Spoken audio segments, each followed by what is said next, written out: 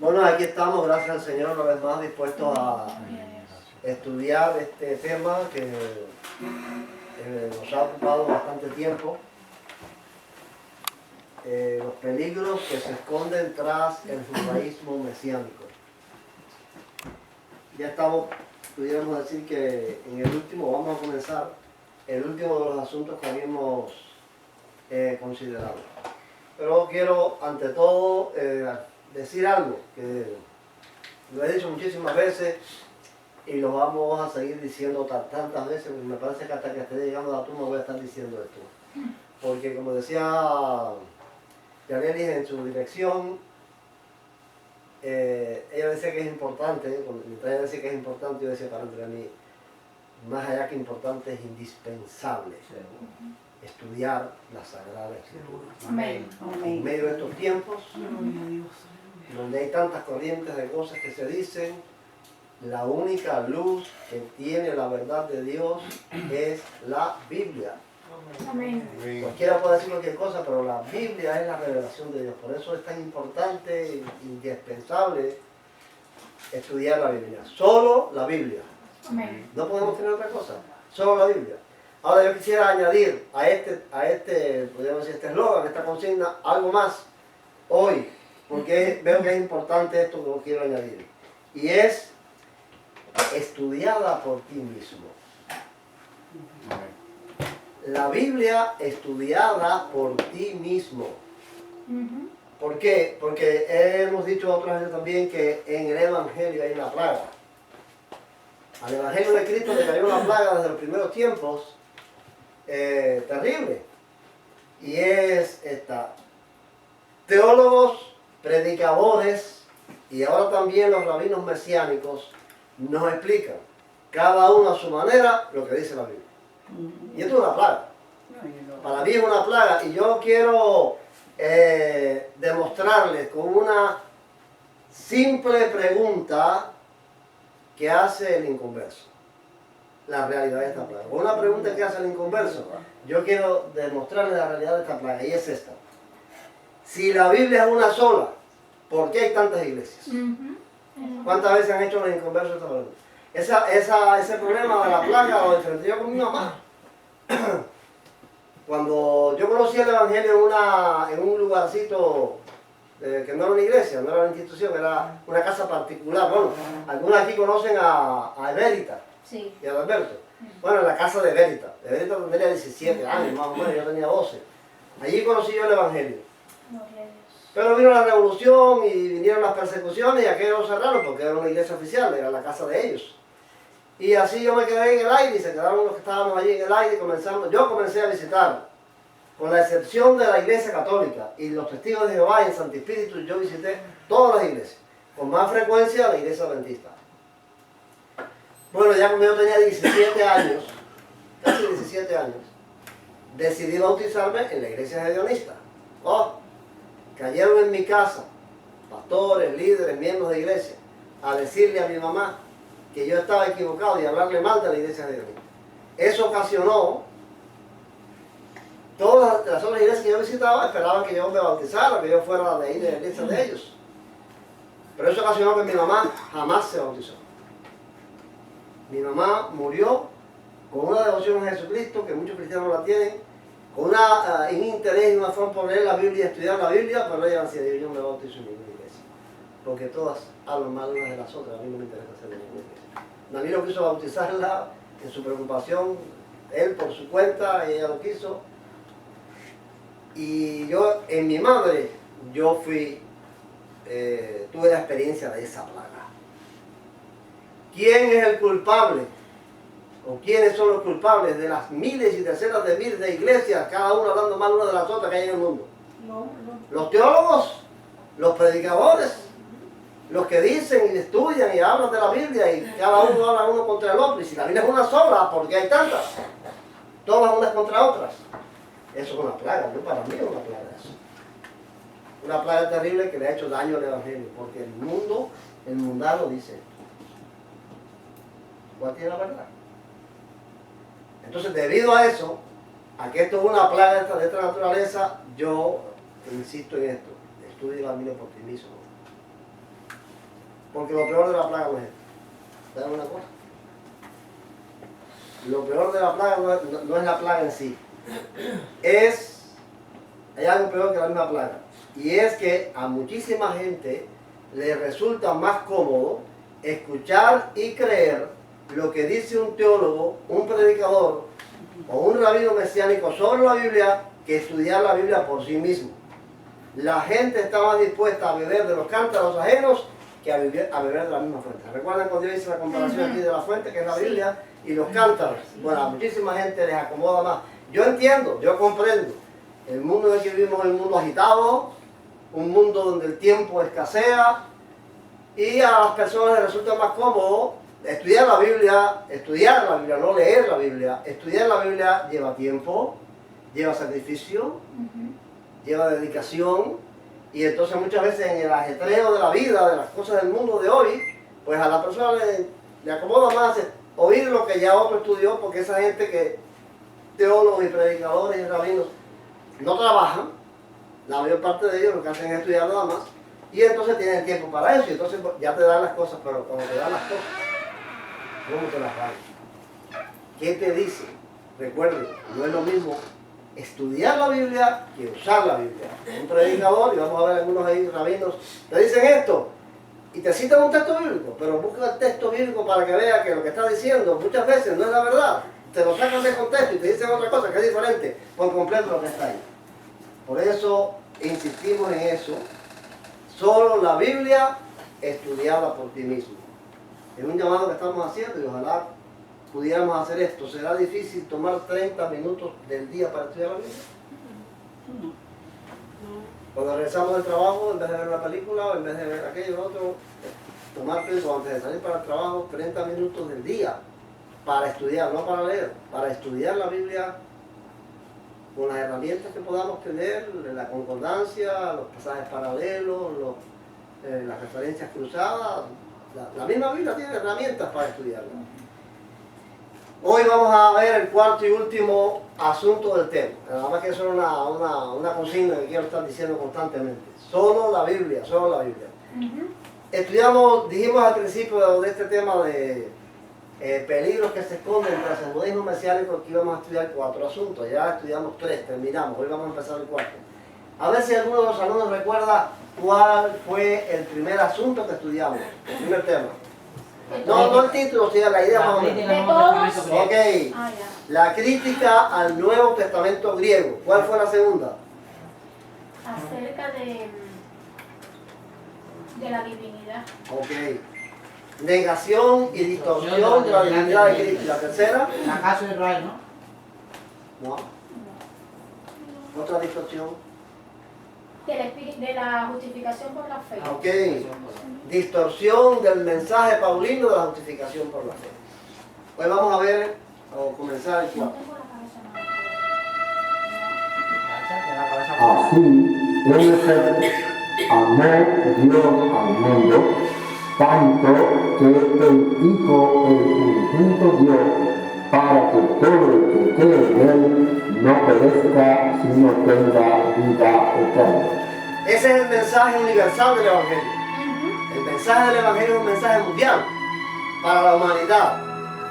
Dios amó no a una secta, Dios no amó a una iglesia, Dios no amó a una etnia, Dios no amó a un pueblo, Dios amó al mundo. De tal manera amó al mundo, a todas las etnias, a todas las gentes, que dio a su Hijo unigénito, para que todo el que en él cree no se pierda, mas tenga vida eterna. Ese es el mensaje del Evangelio. Ahora, este mensaje del Evangelio es destruido, es anulado, este mensaje universal, por el movimiento mesiánico. Es un mensaje que está siendo, diría yo, triturado en aquellas mentes que hacen caso al mensaje del movimiento mesiánico. Por eso hemos titulado este último tema, este último asunto, la judaización rabínica del Nuevo Testamento. Vamos a ver eso. La judaización rabínica. Y eso es muy importante que tengamos esa frase. Es una judaización rabínica, no de la Torá, no del Antiguo Testamento, sino del rabinismo judaico. Hoy vamos a ver asuntos preliminares. El tema de hoy va a ser asuntos básicos. No vamos todavía a entrar en el tema propiamente. El primero de los temas de hoy es ¿por qué se llaman Antiguo y Nuevo Testamento? ¿Saben ustedes por qué se llama? El Antiguo porque fue antes de la venida de Cristo. Ajá. Y es donde recogen las leyes y todas las cosas. La Biblia está dividida en dos partes. Y el nuevo es el nuevo pacto. Antiguo Testamento y Nuevo Testamento. El Vamos a ver Nuevo por Testamento qué es se Nuevo llaman Pacto. Antiguo Testamento y Nuevo Testamento. ¿Por qué se llaman así? Sombra y realidad. Uno es la sombra y el otro la realidad. Judaizar para ser cristiano es una de las respuestas que vamos a querer dar a esta pregunta. Judaizar, hay que judaizar para poder ser cristiano. Un análisis de Jeremías 31 al 34 y la conclusión. Vamos al primer asunto. ¿Por qué Antiguo y Nuevo Testamento? Y aquí aparece un nombre que quizás con la excepción de Ariel, los demás no les suena. Melitón de Sardis. Pero bueno, si les puede sonar Sardis. ¿En qué les suena Sardis? Era una ciudad antigua. Una ciudad de la que Pablo fue. El que Pablo fue, a ver, Una de las iglesias del Apocalipsis. una de las iglesias del Apocalipsis. Sardis fue una de las 7 iglesias del Apocalipsis. Ahora, ¿quién fue Melitón? Melitón fue obispo de la iglesia de Sardis en el Asia Menor en el siglo II y murió en el año 180. Fue el primero en confeccionar una lista de libros inspirados del Antiguo Testamento. Había muchos libros del Antiguo Testamento, pero él hizo una lista, ya en el 180 murió en el siglo II, de los libros que en el Antiguo Testamento eran inspirados por Dios. Desechó los que él consideró que no eran inspirados. Pero lo que tiene que ver con nuestra clase es que él le dio nombres griegos a los dos grupos de escrituras, o sea, a estos dos grupos. Le dio el nombre de Antiguo Pacto a las escrituras hebreas y Nuevo Pacto a las escrituras griegas. Vamos a ver que este señor, pues este cristiano, no le dio estos nombres así arbitrariamente porque se le ocurrió, sino que el mismo texto bíblico nos puede enseñar que son nombres válidos. En 2 Corintios 3:14 dice, pero el entendimiento de ellos, está hablando de los judíos, se embotó porque hasta el día de hoy cuando leen el Antiguo Pacto, les queda el mismo velo sin descorrer, el cual por Cristo es quitado. O sea, Antiguo Pacto es un nombre que se le da, o le da Pablo, a la ley de Moisés, o sea, al Antiguo Testamento. Y en Hebreos 11:24 dice, a Jesús mediador del Nuevo Pacto y a la sangre rociada que habla mejor que la de Abel. O sea, no solamente estos dos textos, hay varios textos en el Nuevo Testamento que hablan del Antiguo Pacto y del Nuevo Pacto. O sea que ese nombre que le puso Melitón de Sardis a los dos grupos de escritura tiene cierto apoyo bíblico. Ahora, después de Melitón viene Jerónimo. De Jerónimo, ¿quién fue? Erudito y teólogo cristiano que vivió entre los años 340 y 420, o sea, entre finales del siglo, entre mediados y finales del siglo IV y principios del siglo V. Jerónimo, cuando en el siglo V Jerónimo tradujo la Biblia al latín, la palabra griega para pacto, que es de ateque, la tradujo al latín como testamentum. ¿Ah? ¿Qué significa erudito? Porque eso me suena como comida mexicana o algo así. No. Erudito Un científico. un erudito en el ámbito de la academia, académico cristiano, es una persona que conoce el griego, que conoce el hebreo, que conoce los textos, que estudia y es capaz de dominar todas las cosas que tienen que ver con la Biblia. Un erudito es uno que sabe mucho, pero especialmente que sabe hebreo y que sabe griego.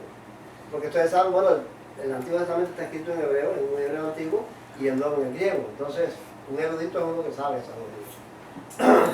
Bueno, pues este Jerónimo hizo una traducción. Bueno, ustedes saben, el Evangelio hizo una explosión en el segundo siglo y se difundió por todas partes y hubo necesidad de traducirle la Biblia, estos dos textos, del hebreo y el griego, a los idiomas que cada persona hablaba en el mundo. Se hicieron muchas traducciones al principio y Jerónimo fue uno que hizo la traducción al latín. El latín era el idioma oficial del Imperio Romano y que se hablaba en la parte occidental del imperio. O sea, en la parte europea, España, Francia, Inglaterra, toda esta zona del occidente de Europa dominada por el Imperio Romano, el idioma era el latín. Entonces tuvo que hacer, bueno, una traducción al latín.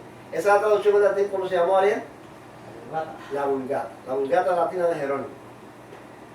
Ahora bien, cuando él hizo la traducción, donde quiera, como en esos textos que vimos nosotros, donde quiera que decía pacto, antiguo pacto, nuevo pacto, lo que sea, él en vez de poner pacto, en un latín puso testamentum. ¿Se dan cuenta?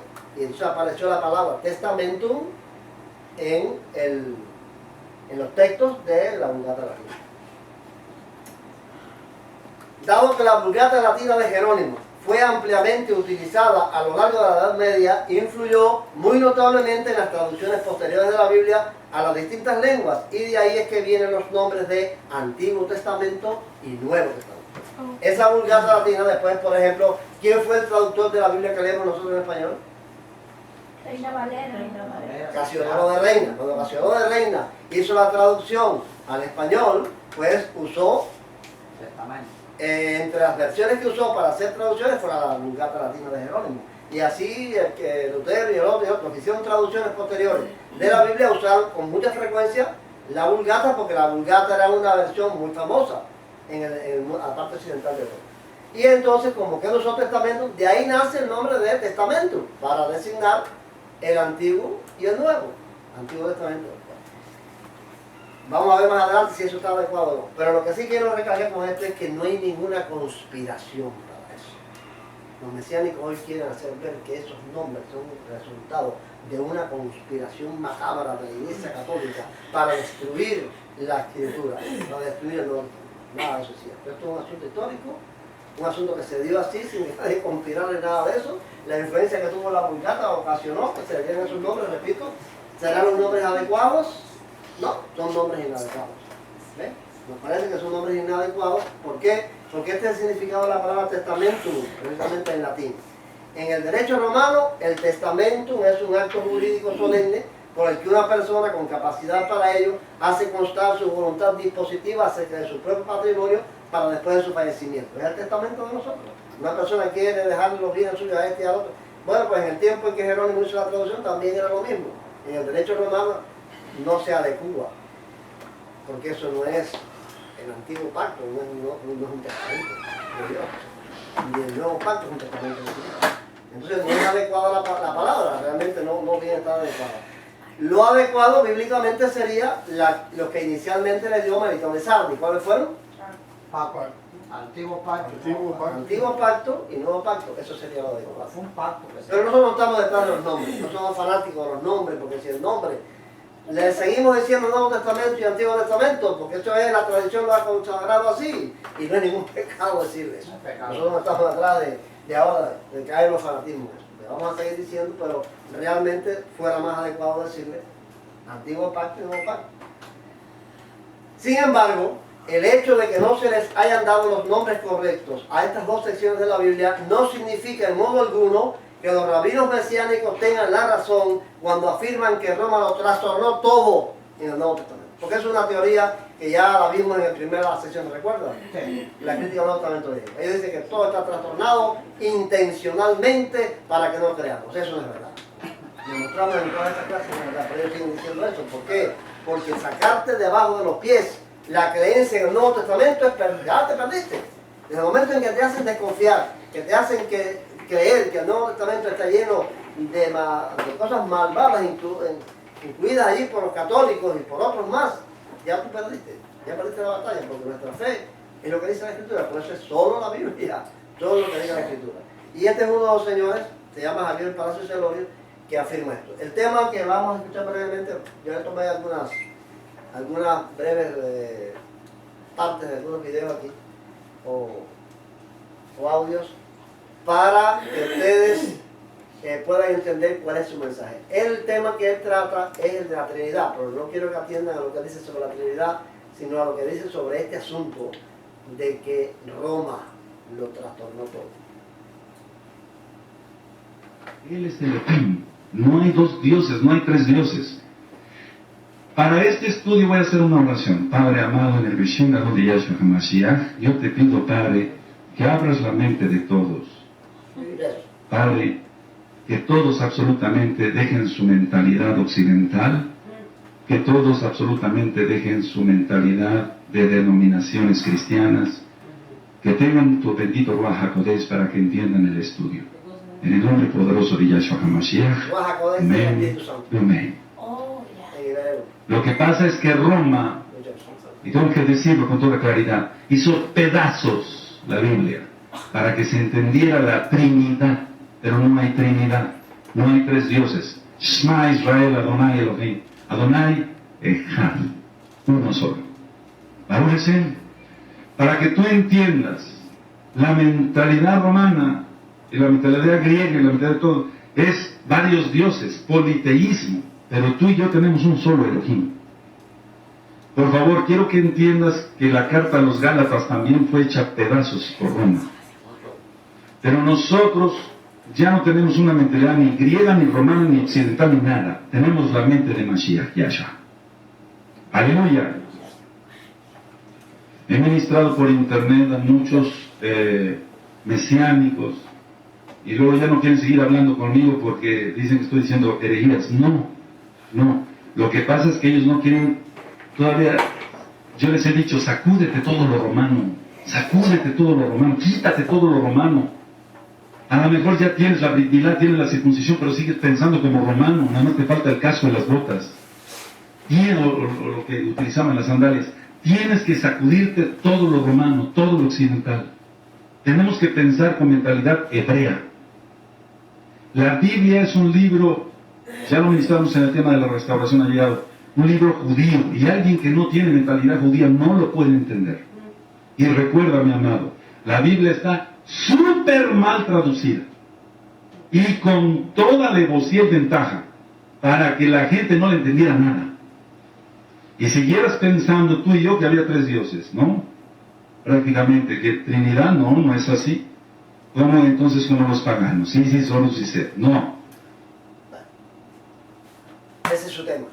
Ese es el tema de Don Ben Abraham en su libro, el Código Real, la predicación de todos ellos es eso. Roma destruyó totalmente el Nuevo Testamento. No puedes confiar en el Nuevo Testamento. ¿En quién vas a confiar? ¿En lo que te dice? Si tú no vas a estudiar la palabra ahí, en la escritura, en el Nuevo Testamento, para creer en eso, ¿en qué crees? En lo que dice él. Lo que dice él es contrario totalmente a lo que dice Ben Abraham en cuanto a la Trinidad. Te voy a dar Ben Abraham a hablar. Y vimos aquí que quiere dar Ben Abraham con la cabra y toda la Trinidad. Él dice otra cosa. Este hombre es marcionista. El Marción fue el que dijo que no había tres dioses, sino un solo Dios, pero manifestado en tres épocas diferentes. O sea, en el Antiguo Testamento se manifestó como Padre. En el Nuevo Testamento se manifestó como Hijo, pero ya el Padre no estaba en el cielo, nada más que estaba aquí. Dios estaba aquí como Hijo. Y después, en el tercer periodo se manifiesta como Espíritu Santo, pero ya ni el Hijo ni el Padre están en el cielo. Esa es la idea de este hombre. Por eso dice que está enseñando herejía, los demás mesiánicos dicen que está enseñando herejía. Pero entonces, ¿en quién vamos a creer si nosotros no fundamentamos nuestra creencia en el Nuevo Testamento? En él, en Dan Ben Abraham, en Gene Stanley, ¿en cuál de ellos vamos a creer? Por eso es peligroso, terriblemente peligroso, que le saquen de debajo de los pies a uno su creencia en el Nuevo Testamento. ¿Sombra o realidad? ¿Cuál es la sombra y cuál es la realidad? Es el segundo asunto que queríamos ver hoy como asunto preliminar. El Antiguo Testamento es la sombra, o sea, el Antiguo Pacto es la sombra, el símbolo, la profecía, no la realidad. Eso es lo que enseña la Biblia, que el Antiguo Pacto es la sombra. El Nuevo Testamento, el Nuevo Pacto es la realidad, el hecho consumado, el anuncio profético cumplido. ¿Lo entendemos así por la palabra? Eso es lo que nos enseña la Biblia. Ahora vamos a verlo en Lucas 24, por ejemplo, 25 y 27 dice, entonces él les dijo, Cristo dijo, insensatos y tardos de corazón para creer todo lo que los profetas han dicho. ¿No era necesario que el Cristo padeciera estas cosas y que entrara en su gloria? Y comenzando desde Moisés y siguiendo por todos los profetas, les declaraba en todas las escrituras lo que de él decían. Entonces, ¿quién es Cristo? La realidad. La realidad. Él les tuvo que enseñar a ellos que eran tardos. Esto cuando él va en el viaje a Emaús. Eran tardos para entender, tuvo que explicarle usando la escritura del Antiguo Testamento que hablaba de él, no era él. Hablaban de él, lo que de él decían para que ellos entendieran la realidad. Aquello era la sombra, la realidad era él mismo. que había venido al mundo. Vamos a ver igual, Lucas 24, 44 y 45 dice, luego les digo, estas son las palabras que os hablé estando aún con vosotros, que era necesario que se cumpliera todo lo que está escrito de mí en la ley de Moisés, en los profetas y en los salmos. Ley de Moisés, profeta, salmos, antiguo pacto. Estaba escrito de él, pero él era el cumplimiento de ellos. ¿Estamos de acuerdo? Aquello era la sombra, esta es la realidad. Juan 5, 45 al 47. No penséis que yo voy a acusaros delante del Padre. Moisés, en quien tenéis vuestra esperanza, es quien os acusa. Porque si creyerais a Moisés, me creeríais a mí, porque de mí escribió él. Pero si no creéis a sus escritos, ¿cómo creeréis a mis palabras? ¿De quién habló Moisés? De Cristo. Era la realidad. Colosenses 2, 16, 17 dice, por tanto, nadie os critique en asuntos de comida o de bebida, en cuanto a días de fiesta, luna nueva o sábados, todo esto es sombra de lo que ha de venir, pero el cuerpo es de Cristo. Ese es Pablo. Estamos más que claros en eso, ¿no? Como vemos, Pablo dice que comida, bebida, días de fiesta, como los judíos mesiánicos hacen una clase de énfasis en la fiesta. Días de fiesta, luna nueva o sábados son la sombra, no el cuerpo. El cuerpo es de Cristo. ¿Qué quiere decir Pablo con eso? ¿Quién me dice algunas breves palabras? ¿Qué quiere decir Pablo con eso? Que no nos estemos fijando en esas cosas. Que son sombras. Y la fiesta y los La fiesta, los sábados, las comidas, las bebidas. Dentro de la fiesta estaban todos esos sábados, estaban todas esas cosas, y todo eso era sombra de lo que había de venir. La realidad es Él, la realidad es Cristo, todo aquello era sombra. Una simbología. Era una simbología. Aquello todo era una simbología, pero la realidad descubierta, sin símbolos, es Cristo. Y yo quiero un poco gráfico aquí demostrarles, porque se despierten todavía más y puedan comprender mejor gráficamente, demostrarles eso que quiere decir Pablo. Aquí tenemos una sombra, ¿no? ¿Se ven allí bien? Sí. Una sombra. Ahora, ¿qué es esa sombra? Una sombra de una persona. ¿De una persona? O de un animal, de un mono, ¿sabes? Parece un mono. Eso es lo que yo quería, que se pusiera a pensar. La sombra es él. Mire, una mujer, una niña. Ahora esta sombra es el antiguo pacto y este es el nuevo pacto. Si alguien quiere encontrar la verdad, si alguien quiere encontrar la realidad, si alguien quiere explicar qué significa esto, ¿dónde lo va a encontrar más? ¿En la sombra o en el cuerpo? En el cuerpo, en la realidad, en el cuerpo. Si te quieres poner a explicar qué es esta verdad o esta realidad, pues Puede decir un no vayas a la sombra, una no puedes decir otra cosa. Ve al cuerpo. Bueno, pues esto es lo que quiere decir Pablo. El antiguo pacto es una sombra, pero tú por la sombra no puedes explicar la realidad. Si no existiera la realidad, bueno, pues te verías en la sombra ahí tratando de saber qué significa esto, a dónde va a parar, qué. Pero si ya la realidad apareció, si ya Cristo vino y Él es el cuerpo, es la realidad, ¿a qué vas a ir a la sombra? ¿Qué vas a encontrar en la sombra? Si ya está aquí. Esto quiere decir que el nuevo pacto, o sea, el antiguo pacto o el Antiguo Testamento, es menos importante para nosotros conocer la verdad que el Nuevo Testamento. El Nuevo Testamento es más importante, más valioso. Es donde está la verdad de Cristo. Por eso es que quieren destruir el Nuevo Testamento. Porque Él es el que revela la verdad de Jesucristo. No es el Antiguo Testamento, el Nuevo Testamento. Y quiero, bueno, vamos a ver otra imagen más. Este es el Antiguo Pacto y este es el Nuevo Pacto. ¿Qué es esto? Un hombre. Vieja, bueno, ya tú dices un hombre. ¿Viejo o joven? Viejo. ¿De qué color está vestido? No sé. De negro. Bueno, ¿Qué tiene en la mano? ¡Oh! ¡Está fumando! ¿Eh? Un iPhone. Él está fumando, dice atrás, dice Pero bueno, tiene el dedo así. esas son las ideas que saca Joseph. Pero otro tiene, ¿es un hombre o una mujer? Un hombre. Esa es una vieja que tiene pelo. Es un Una vieja que hombre. tiene pelota. Parece un Bueno, hombre que dice- tiene un abrigo dice- o algo. Y eso es la mano así, mira, eso es la mano así. Sí, Y ajá. dice Joseph que tiene un iPhone en la mano. A ver dónde está el iPhone. ¿Quién tiene? Un hombre con una cosa esa de como Sí, un con un saco. abrigo o algo. Un abrigo, como un pai. con la mano así. Para un viejo, fumar. un hombre viejo. Un hombre viejo, no puede ser una vieja. No, no viejo. Sí, se parece a Fidel Castro desde ¿Está de aquí. pie o sentado? Ah, Estaba- parece que está muy fuera de rodillas. algo así. Está de pie. Bueno, Creo, no sé. Así, mira. Es un Y viejo. walking. Es una con vieja. un iPhone en el oído. No en la mano, sino aquí en el oído. Ay, pero es... Ajá, pero la realidad es esta, ¿ven? Aquí, analizando la sombra, podemos decir muchas Tiene una cosas. Es una cartera. vieja, un viejo, tiene una cartera, tiene espejuelos, no tiene espejuelos. Podríamos hacer muchas preguntas, está vestido de negro, de rojo. Puede haber mucha especulación. ¿Ves? Ahora, ya cuando vemos la realidad, no tenemos que hacer especulaciones, ni hacer deducciones.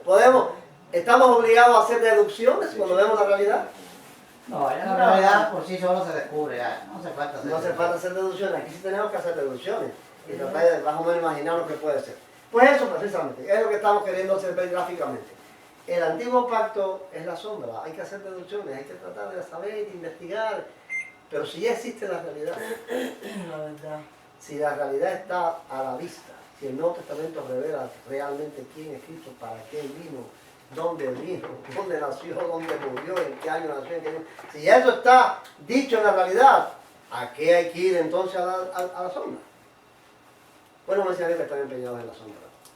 Demeritan, a veces hasta desclasifican La realidad. Yo he escuchado a mesiánicos hablar del Nuevo Testamento como si fuera un comentario de William Berkeley, un comentario del Antiguo Testamento y de la Torá, porque para ellos lo importante, lo que tiene la verdad encerrada en ciertos misterios que hay que investigar y ciertas palabras que hay que conocer y ocultas y qué sé yo, es el Antiguo Testamento. Eso no es lo que nos enseña la Biblia. Lo que nos enseña la Biblia es que el Antiguo Testamento es una sombra, la ley, la Torá, teniendo la sombra de los bienes venideros, no la imagen misma de las cosas. La sombra de los bienes venideros, la imagen misma de las cosas, las tiene el Nuevo Testamento. La tiene la revelación traída por Jesucristo. Dicho de otra manera, no eran la realidad del plan de Dios. Solo eran el símbolo, la realidad la representa Cristo y la revelación de Cristo está en el Nuevo Testamento, no en el Antiguo Testamento. De todas maneras, es indispensable en el estudio de la Biblia comparar ambos escritos. O sea, nosotros no estamos necesitando tampoco el Antiguo Pacto. Es necesario estudiarlo. Y descifrar los textos de uno en el otro. Así lo hicieron los escritores del Nuevo Testamento y por eso uno encuentra con mucha frecuencia citas del Antiguo en el Nuevo. O sea, nosotros en la prédica de Pablo, por ejemplo, oímos que él le decía a los judíos y a todos, esto está escrito así para que se cumpliera tal cosa. ¿Ves? Citaban el Antiguo Testamento para demostrar que Cristo era aquella realidad. O sea, la realidad de aquello. Con frecuencia el Evangelio de Mateo dice, esto se hizo para que se cumpliese tal cosa. No le rompieron los huesos. Cuando lo fueron a bajar de la cruz, no le rompieron las piernas como le hicieron a nosotros los ladrones. Esto se hizo así para que se cumpliese lo que está escrito. Hueso suyo no quebrantará. Y así nació en Belén para que se cumpliera. Ellos están constantemente citando, Fue a Nazaret para que fuera llamado Nazaret. O sea, llamé a mi hijo. de Egipto llamé a mi hijo. Había profecías, pero de Egipto. Cuando tú ves esa frase, por ejemplo, esa frase, de Egipto llamé a mi hijo. Para nada, cuando tú lo lees ahí en el Antiguo Testamento, para nada tú se te va a ocurrir que es de Cristo. Antes de venir Cristo, a nadie se le podía ocurrir que de Egipto llamé a mi hijo era el cumplimiento de la profecía acerca de Cristo. Porque está hablando de otra cosa. Y así muchísimas profecías están mezcladas en textos que no tienen que ver con el contexto de que se está hablando, que solamente ellos pudieron descubrirlo por el Espíritu Santo que se cumplieron en Cristo. ¿Ves? Pero es indispensable ese estudio, es indispensable comparar el Antiguo y el Nuevo, estudiar las dos cosas al mismo tiempo. Ahora bien, en esta indispensable tarea se encuentra escondido otro de los peligros del movimiento mesiánico, porque este movimiento no se limita al uso mesurado y único del Antiguo Testamento, sino que incluye elementos del rabinismo judaico, el Talmud y la Cábala, el cual mezcla artificiosamente con el Antiguo Testamento. Si su investigación, si el mesianismo en su investigación se limitara a investigar y a escudriñar el Antiguo Testamento, no sería problema, porque realmente eso fue lo que hicieron Pablo y Pedro y los demás que comenzaron a predicar a Cristo. Veían en el Antiguo el cumplimiento en Cristo. Eso es normal y eso lo podemos hacer todos. Si nos limitáramos a eso, a ver, tratar de ver en el Antiguo Testamento, en la sombra aquella, dónde es que Cristo está escondido allí, porque ya conocemos la realidad. Siempre teniendo en cuenta que el Nuevo Testamento es lo principal, no el Antiguo. Ahora, esto no es lo que pasa con el mesianismo. Es que el mesianismo mezcla a la Cábala y al Talmud en esa investigación. Y ya la mentalidad judía, esa que dicen ellos que hay que tener, esa manera de pensar hebrea no es la manera de pensar de la gente que escribió el Antiguo Testamento. Es la manera de pensar de los judíos que han vivido escribiendo el Talmud en todos estos siglos. Ese es el problema del peligro grande que hay aquí. Y quizás ustedes no sepan comprender la dimensión total. No sé si se acordarán del video que yo les mandé al principio de la Cábala y el Talmud. Pero eso es un gravísimo peligro. Un gravísimo peligro. Judaizar es el tercero de los temas que vamos a ver hoy, preliminares. Judaizar para ser cristiano. Tenemos que tener una mente judía, pensar como el judío, pensar como el hebreo para poder ser cristianos.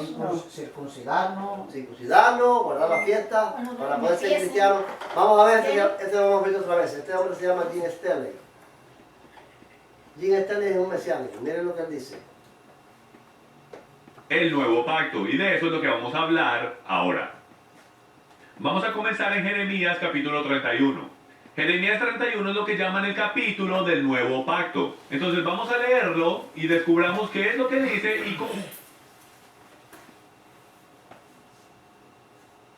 quién es que es. Regresemos a Jeremías capítulo 31 donde él dice que haré con la casa de Israel y con la casa de Judá un nuevo pacto. Entonces aquí sabemos y podemos ver que el pacto es con la casa de Israel y con la casa de Judá. No como el pacto que hice con sus padres el día que los tomé de la mano para sacarlos de la tierra de Egipto.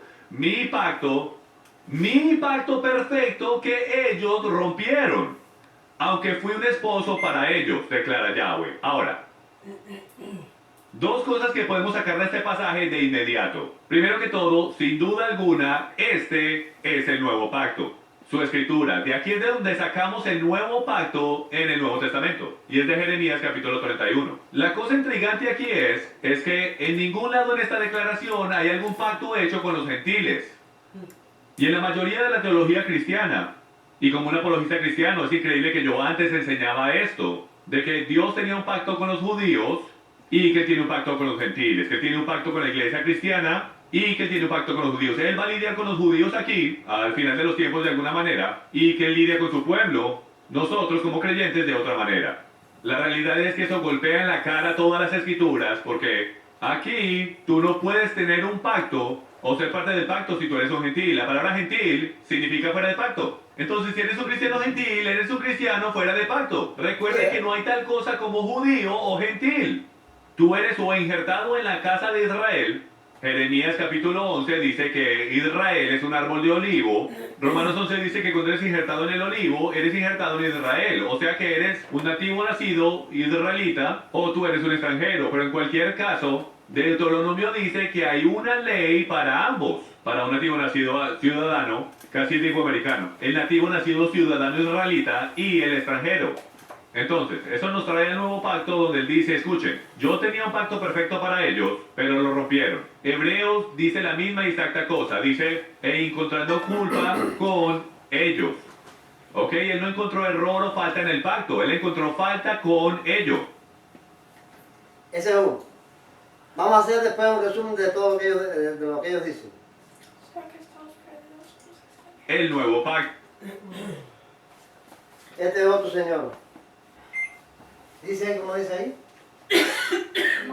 Llamado Nuevo Testamento. ¿Cómo es Joseph? De Jonathan. El Brit Hadashah. Mal llamado Nuevo Testamento. Brit Hadashah es una... Ustedes, Jonathan, a veces se sonríe. Ellos dicen muchas cosas en hebreo, porque ellos tienen una obsesión con eso. Y entonces dicen frases. Y tú dices, ¿qué dijo ahí? Porque son cosas que se hebreas, ellos se aprenden palabras, porque no creo que estudien el hebreo, es un idioma dificilísimo de estudiar. Para estudiar el hebreo hace falta estudiar mucho. Y entonces se aprenden palabras. El Brit Hadashah en hebreo es nuevo o renovado pacto. Brit Hadashah en hebreo. Por eso dice el Brit Hadashah mal llamado Nuevo Testamento, Nuevo Pacto. Entonces, aquí está la respuesta automática de cuál es el pacto. Tomó el libro del pacto. ¿Cuál es el pacto? Torá. Torá es el pacto. En lo que incumplió Judá y lo que incumplió Israel es en obedecer Torá. Entonces no nos equivoquemos, hermano.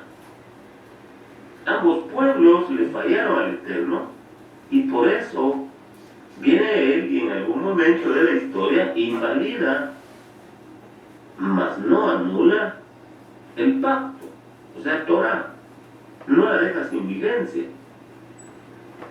Y por boca de Ismayahu profetiza que habrían días en que el Eterno haría una renovación del pacto, una renovación de Torah, en otras palabras. No que fuera a elaborar una nueva Torah, no que fuera a elaborar un nuevo pacto, porque no existe nada que sea nuevo. No existe nada que sea nuevo en sí. Por eso es detestable, perdón que use esa palabra muy fuerte, pero no encuentro otra para poder expresar lo que uno se pueda indignar en algún momento. Es detestable que se hable de un Nuevo Testamento, cuando que nunca él dijo que rompería o destruiría o anularía el pacto, o sea, la Torá hecha por medio del Eterno con el pueblo. Es por su muerte que él es mediador, oiga, es por su muerte, si no muere no pasa, es por su muerte que él es mediador de un Brit Hadashah. Él es mediador de un pacto renovado. La mediación, la vigencia, la vivencia eterna del Brit Hadashah, del pacto renovado, de la Torah vivificada, lo dio la muerte y por supuesto la resurrección de Yeshua HaMashiach. Porque una muerte ha ocurrido que libera a la gente de las transgresiones cometidas bajo el primer pacto. Está hablando de Judá y de Israel según Jeremías 31:31. Dice, porque una muerte ha ocurrido que libera a la gente. ¿Qué gente? Los de Judá y los de Israel. Libera a la gente de las transgresiones cometidas bajo el primer pacto. El primer pacto, el entregado en el monte Sinai, que acabamos de ver. ¿A quién se lo entregó? ¿A cristianos? No. Se lo entregó a Judá y a Israel. Para que aquellos que han sido llamados puedan recibir la herencia eterna. A ver si poniendo la atención, descubren qué violación hacen de ustedes. Por las transgresiones que tanto Judá como Israel cometieron. E insisto, fíjese que no está hablando del cristianismo. Por las transgresiones que cometieron ambas casas, iban a quedar afuera de la herencia prometida a Abraham y a su simiente por eternidad. Porque ahí dice, pueden recibir la herencia eterna prometida. ¿Qué herencia? La herencia que se le prometió a Abraham y a su simiente. Pero por cuanto el Eterno amó a su pueblo, Juan 3:16, ¿cuánto amó el Eterno a su pueblo? Entonces, por cuanto el Eterno amó a su pueblo, decidió una renovación o restauración del llamado primer pacto, el efectuado en el monte Sinai, y decide ya no utilizar sangre de animales, sino la sangre de Mashiach como expiación para ambas casas. y así poder recuperar ellos las promesas eternas. Eso me hace una violación. ¿De qué texto hizo la violación ahí? La violó. Juan 3:16 no es que amó Dios a su pueblo. A todo el mundo que es que en él cree. El que Entonces, cree. ve que ahora usa ese texto de Juan 3:16. De tal manera amó Dios a su pueblo, y él dice que a su pueblo. Ve como Dios dije al principio, ellos trituran, ellos destruyen, ellos anulan totalmente el mensaje universal del Evangelio de Cristo, porque ahora es nada más que para la casa de Israel y la casa de Judá, y esto lo confirma, es decir, lo conocemos. Sí, perfectamente. Shalom. Chao.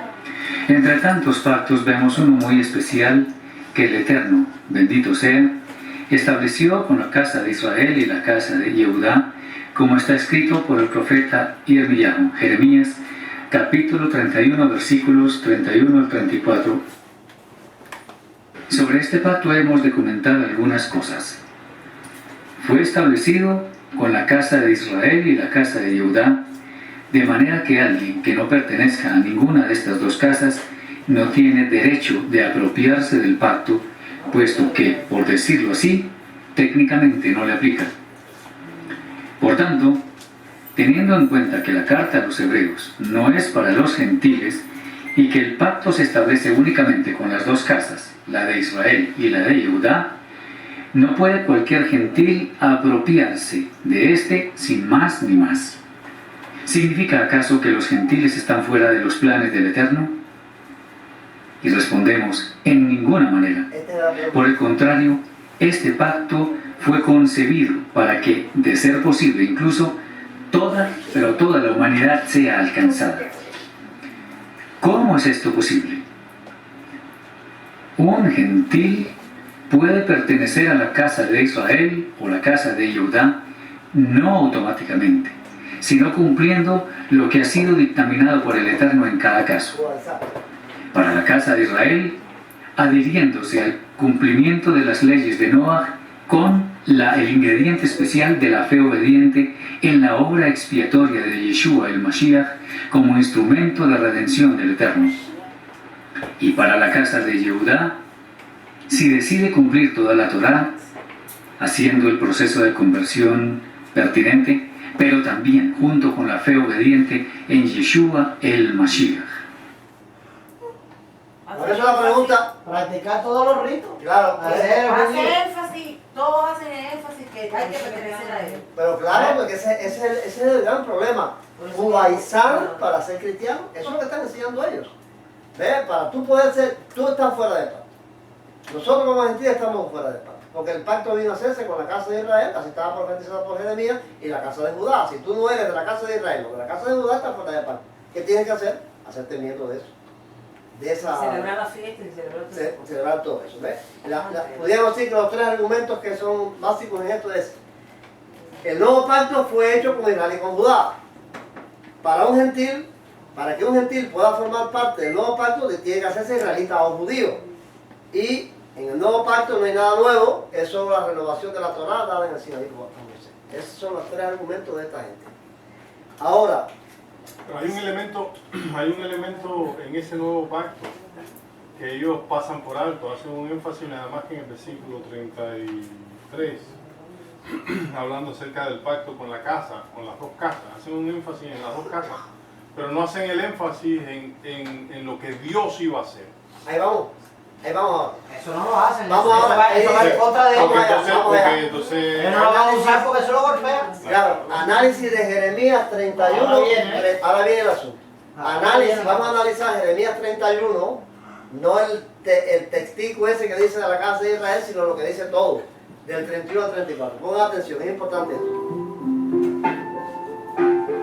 He aquí que vienen días, dice Jehová, en los cuales haré nuevo pacto con la casa de Israel y con la casa de Judá, no como el pacto que hice con sus padres el día que tomé su mano para sacarlos de la tierra de Egipto, porque ellos invalidaron mi pacto, aunque fui yo un marido para ellos, dice Jehová.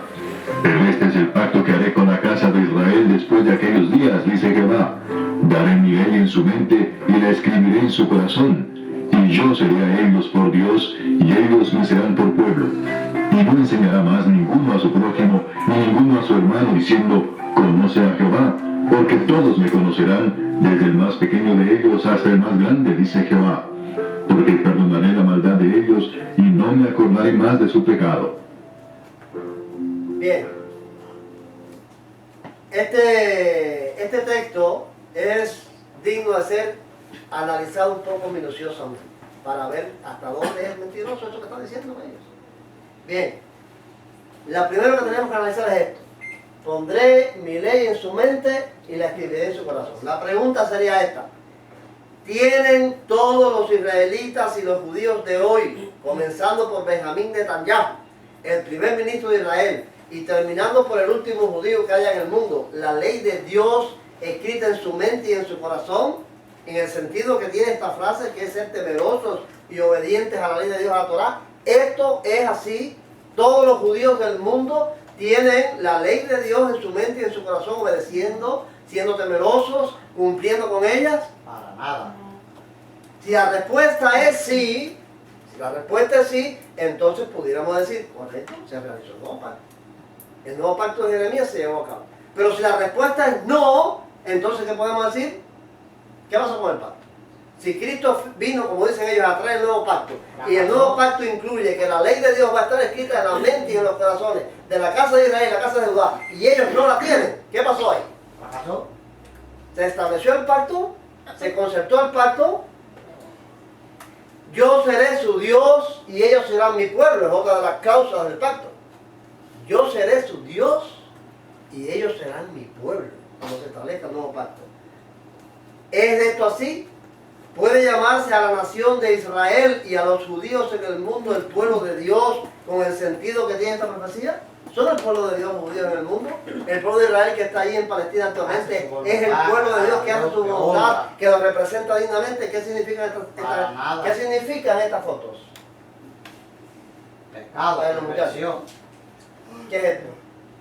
¿Qué es esta bandera? Eso de los homosexuales. ¿Y esta bandera? ¿Y qué es esta bandera? Combinada entre Israel y La los bandera de los homosexuales. gays y la bandera de Israel combinada, combinada. Esto es el desfile. Los gays hacen un desfile anual que se llama así, desfile del orgullo gay. Estos son los desfiles en Jerusalén y en Tel Aviv, en Israel. ¿Es ese el pueblo de Dios? Yo seré su Dios y ellos serán mi pueblo. Si se cumplió el pacto, si se concertó el pacto, realmente esto no puede pasar. Esto no puede estar pasando. Si ellos son el pueblo de Dios y Dios hizo el pacto con ellos, si Cristo hizo el pacto con ellos, no puede ser. ¿Qué pasó con el pacto? ¿Ven cómo se desvanece, se desbarata toda esa verborrea que están diciendo? Se destruye todo eso con simples ejemplos, con simples evidencias. Ustedes saben que aquí en Orlando hubo un atentado a un club de homosexuales hace un tiempo atrás. ¿Se recuerdan eso? Declaraciones de Benjamín Netanyahu, primer ministro de Israel, con motivo del ataque terrorista a un club de homosexuales en Orlando, Florida, donde murieron 50 personas. Un tipo llegó ahí, un islámico de esto, y los ametralló y mató 50 de ellos en un club que estaban cantando y eso. Bueno, Benjamín Netanyahu, el primer ministro de Israel, el primer ministro del supuestamente pueblo de Dios, hizo estas declaraciones. Están en inglés, un muchacho que habla en inglés puede entenderlo mejor, pero para los que no, abajo está subtitulado en español. Tratar de entenderlo en inglés. ¿Sí? In Orlando, a terrorist walks into a nightclub and murders nearly 50 human beings. Sons and daughters, brothers and sisters, cut down in cold blood. They did nothing wrong. They were dancing with friends. They were enjoying music with loved ones. Why did the terrorist murder? Because he was driven by a fanatical hatred. He targeted the LGBT community because he believed they were evil. Now, the murderer wasn't alone. Regime and terrorist organizations around the world ruthlessly persecute the LGBT community. In Syria, ISIS throws gays off rooftops. In Iran, the regime hangs gays from cranes. Too many people have remained silent in the face of this awful persecution. This week's shooting wasn't merely an attack on the LGBT community. It was an attack on all of us, on our common values of freedom and diversity and choice. Radical Islamist terror makes no distinction between shades of infidel. This week it was gays in Orlando. A few days before that it was Jews in Tel Aviv. Before that it was music fans in Paris, travelers in Brussels, Yazidis in Iraq, community workers in San Bernardino, Christians and journalists in Syria. All of us are targets. We believe that all people are created in the image of God. ISIS, by contrast, believes that all people who are just like them deserve to die. We will not be terrified into submission. We will fight back, and we will triumph. Today I ask you to reach out to friends in the LGBT community. Comfort them. Tell them you stand together. We stand together as one. And that you will always remember the victim. Tell them they will never be alone. That we are all one family, deserving of dignity, deserving of life. I have no doubt that those who seek to spread hate and fear will be defeated. Working together will defeat them even faster. We need to stand united, resolute, in the belief that all people, regardless of their sexual orientation, regardless of their race, regardless of their ethnicity, all people deserve respect, deserve dignity. La pregunta sería, ¿estas serían las soluciones que aportaría el primer ministro de Israel si el nuevo pacto se hubiera establecido con la casa de Israel y con la casa de Judá y ellos fueran actualmente el pueblo de Dios? ¿Serían esas las soluciones del jefe de Israel? ¿Se estableció el pacto? ¿Qué pasó con el pacto? Si el pacto era con la casa de Israel y con la casa de Judá, ¿está pasando esto? ¿Qué pasó con el pacto? ¿Qué defienden los mesiánicos? Que ni tú ni yo podemos pertenecer al pacto y para pertenecer al pacto tenemos que hacernos miembros de esto. ¿Está claro eso? ¿O está oscuro? No enseñará más ninguno a su prójimo ni ninguno a su hermano diciendo, conoce a Jehová porque todos me conocerán desde el más pequeño de ellos hasta el más grande. El más grande es Netanyahu. El más pequeño de ellos hasta el más grande conocerán a Jehová. Esta es otra cláusula del pacto de Jeremías, que habla de Jeremías. ¿Qué pasó con eso? ¿Por qué entonces la casa de Israel y la casa de Judá acusan a Cristo de ser un falso profeta? ¿Conocen a Jehová? ¿Conocieron al dador del pacto? Si ellos acusan a Cristo de ser un falso profeta. ¿Por qué afirma el Talmud? Esto lo dice el Talmud así, que María cometió adulterio con un centurión romano llamado Pantera y que Jesús es hijo de fornicación. Eso lo dice el Talmud. Textualmente lo dice el Talmud. Hay un libro escrito que dice Jesús en el Talmud.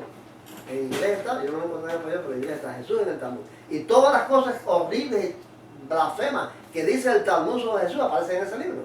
Ahora, si ellos iban a conocer a Dios de verdad, de acuerdo con ese pacto, tendrían que aceptar a Cristo. Porque Jesús es el dador del pacto. Sin embargo, la casa de Israel y la casa de Judá, ¿qué ha pasado en estos 2000 años con ellos? Con esta cláusula del nuevo pacto, ¿qué ha pasado? ¿Se estableció el pacto? Perdonaré, es la última cláusula del pacto. Perdonaré la maldad de ellos y no me acordaré más de sus pecados. Esa es la última cláusula del pacto de Jeremías. ¿Por qué entonces Jesús profetizó calamidades para Jerusalén como castigo? Caerán a filo de espada y serán llevados cautivos a todas las naciones y Jerusalén será pisoteada por los gentiles hasta que los tiempos de los gentiles se cumplan y les perdonó sus pecados. Jerusalén, Jerusalén, que matas a los profetas y apedreas a los que te son enviados. ¿Cuántas veces quise juntar a tus hijos como la gallina junta a sus polluelos debajo de las alas, pero no quisiste? Vuestra casa os es dejada desierta. Profecías de calamidades. ¿Por qué sufrieron 2 destierros a manos de los romanos? ¿Por qué las horribles persecuciones de más de 1500 años de diáspora? ¿Por qué el holocausto? Si el pacto dice que no se acordará Dios más de sus pecados, que le perdonará toda su maldad. ¿Se concertó el pacto?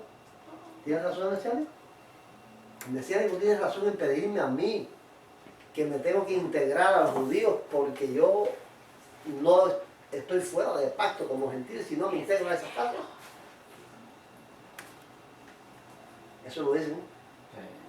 Hacen énfasis todos en Conclusión. Lo último que íbamos a tratar en esta clase son las conclusiones y es esta. ¿Qué ocurrió entonces con este nuevo pacto proclamado por Jeremías?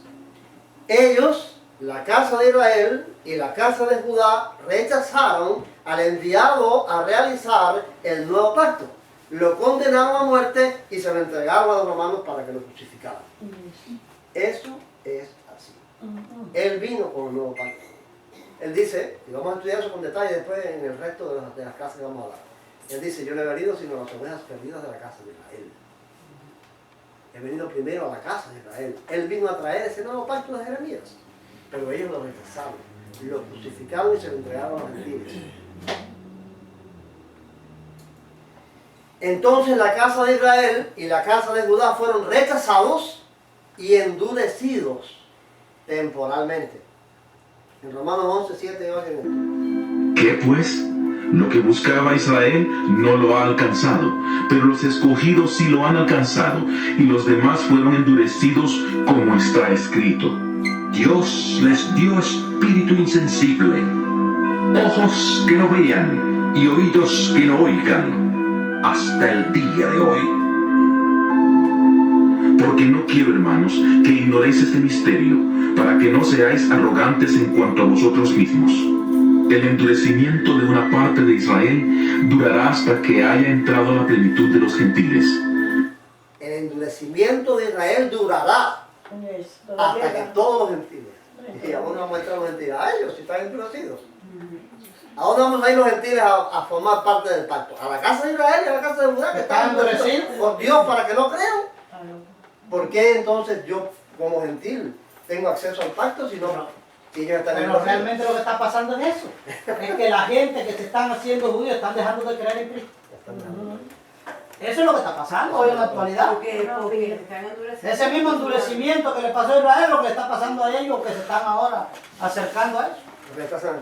Sí. Bueno, ya vimos aquí la negación de la divinidad de Cristo y todas estas cosas que están ellos creyendo porque están, como dice Ariel, cayendo en el endurecimiento. Si te alías a esa casa y esa casa está endurecida por Dios porque rechazaron al pacto, entonces ¿qué te va a pasar? Te vas a endurecer igual. No existe el reemplazo, pero sí el endurecimiento de los judíos. Y el tercero de las conclusiones es, entonces, un nuevo pacto estableció Cristo con el mundo. No fue el pacto de Jeremías 31 a 34, porque ese era con la casa de Israel y la casa de Judá y nunca se concertó. Es un nuevo pacto de Dios en Cristo con la humanidad. Eso es lo que pasa. Y eso es lo que estamos diciendo aquí. Eso vamos a estudiarlo y a verlo texto por texto. Juan 3:16, ya lo vimos. Así en efecto, amó Dios al mundo, tanto que el Hijo, el unigénito, dio para que todo el que cree en Él no perezca, sino que tenga vida eterna. Ese es el mensaje universal de acá. Tú y yo estamos en el pacto, porque es un nuevo pacto en Cristo con la humanidad. No vamos a poner otra vez este orden porque ya oímos, ustedes se dieron cuenta cómo distorsionó el texto, este texto. Que de los dos pueblos son uno, porque el nuevo pacto incluye a los judíos, no están exentos. ¿Ven? Cristo quitó la pared intermedia de separación. No he escuchado a uno de explicar eso, pero ya me imagino que podrán decir. Cuando habla con Abraham dice, y en tu simiente serán benditas todas las naciones de la tierra, no Judá y Israel. Claro, todas las naciones. Ya estaba profetizado todo esto. Y Moisés profetizó y le dijo, y Dios se va a tomar un pueblo para sí, con el cual lo va a poner a ustedes en celo. Lo va a provocar a celo. Un pueblo que no era pueblo. Ya se estaba profetizado que la gracia de los gentiles, la misericordia de Dios para nosotros ya estaba profetizada. Que no tiene nada que ver con la casa de Israel y la casa de Judá. No. Para nada. ¿Tú sabes? Porque dijo, más bien, esa gente le van a servir de celo. Y es lo que está pasando ahora, que tienen celo de nosotros. Es lo que está pasando, que tienen celo de nosotros porque nosotros estamos bajo la gracia de Cristo. Y ellos la están rechazando todavía. Así mismo es. Eso es una realidad profetizada y vivida en nuestro tiempo. Nos tocó vivir eso. En Marcos 16, 15, 16 dice así: y díjoles, yendo al mundo entero, proclamad el evangelio a toda criatura. El que cree y sea bautizado será salvo, mas el que no crea será condenado. A la casa de Israel y a la casa de Judá, al mundo entero. Bueno, esa es la gran comisión. Ya entiendo por qué esa gente dice la mal llamada La mal comisión. llamada gran comisión, claro. ¿Sabes? Ya tú sabes por qué ya lo entiendo, porque ellos, por lo que dijo el hombre ahorita por el Nuevo Testamento, el mal llamado Nuevo Pacto. Claro. ¿Sabes? Ya entiendo que el problema es porque es una mal llamada comisión porque no es al mundo, nada más a la casa de Israel. A la casa de Israel, a la casa de Judá, y tú para ser salvo tienes que pertenecer a Judá. Esa es la idea. Todo el problema. La mal llamada gran comisión es por eso, porque la gran comisión lo que dice ahí es eso, ir al mundo entero. Y tú y yo formamos parte de eso porque somos parte de ese mundo. Claro. Pero ese es el asunto, ya eso es lo que dice algo. Ellos dicen que ese texto es de las mutilaciones que se le han hecho, que los romanos le hicieron, porque todo eso lo justifican con esa teoría básica de que esto está totalmente distorsionado, que este texto griego no es la verdad. Entonces, como te hacen creer primero eso, entonces pues tienes que creer todo lo que ellos dicen, porque es así. ¿Nunca se han puesto ustedes a pensar qué significa la parábola de los labradores malvados? Seguro. Sí. A la luz de esto que estamos estudiando, vamos a ver. Un hombre fundó una viña, cavó un lagar, la arrendó a labradores y se lo fue lejos. Matémosles. Cuando mandó los primeros siervos a pedirle, a uno los mataron, los apedrearon, los expulsaron, los enviaron con las manos vacías y se los mandaré a mi hijo. A ver si a mí me hacen caso. Y si viene el heredero, venid, matémosle, y la heredad será nuestra. ¿Qué hará? Dice Jesús, pregunta, ¿qué hará el Señor con los labradores? Los destruirá, dice Jesús, mismo responde, los destruirá y dará su viña a otros que den fruto de ella. A la luz de este pensamiento, claro, es que nosotros vamos a entender que está dicho en los evangelios. El caso también del padre de familia que hizo bodas a su hijo. Y los convidados de los pedidos, salgan y traigan a todo lo que encuentren por el camino. Llegó la hora y mandó a buscar a todos, tengo los becerros muertos, la mesa servida, venga. No, yo te compré una casa, no, yo yo me casé.